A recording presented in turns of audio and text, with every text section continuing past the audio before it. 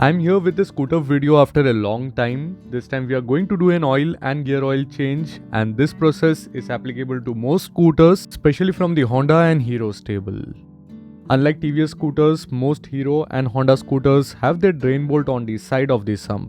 You will need a 17mm ring spanner or a socket to get that out.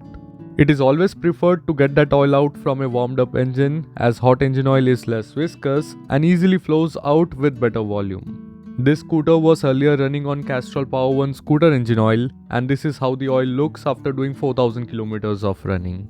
I have done a lap test video on the Power 1 scooter in the past. You can find that video link in the description. Once the oil drains out, we can get the drain bolt back with a fresh washer. Now it's time to get the fresh engine oil in. This time we went ahead with the Valvoline Champ scooter engine oil. It's a synthetic blend 10W30 JSO MB oil for gearless scooters. Our past experience with this oil has been good in the Activa and Vigo, so this time we got it for the Destini 125. Now the Destini 125 takes in 800 ml of engine oil, so most single pack of scooter engine oils work. Otherwise, some 125cc scooters call for 900 ml, so you have to compensate that with a new pack just for 100 ml.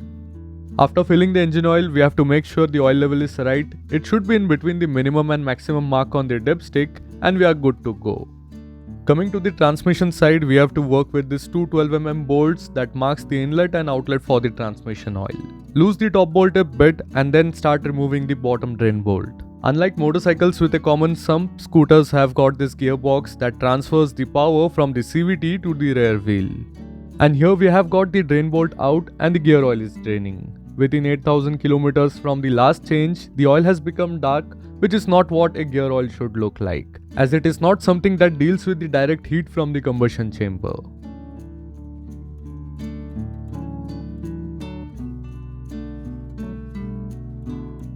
This time we have got the scooter gear oil from Motul. We have shared our experience with Motul scooter engine oils on this channel in the past, and coming to the gear oil, it's a 80W90 grade mineral gear oil.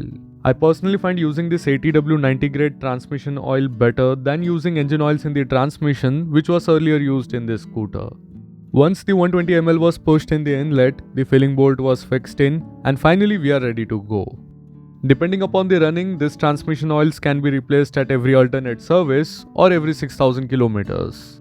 So that is how I do an engine oil and gear oil change in a gearless scooter. So that's it for this video, and I hope you guys have liked it.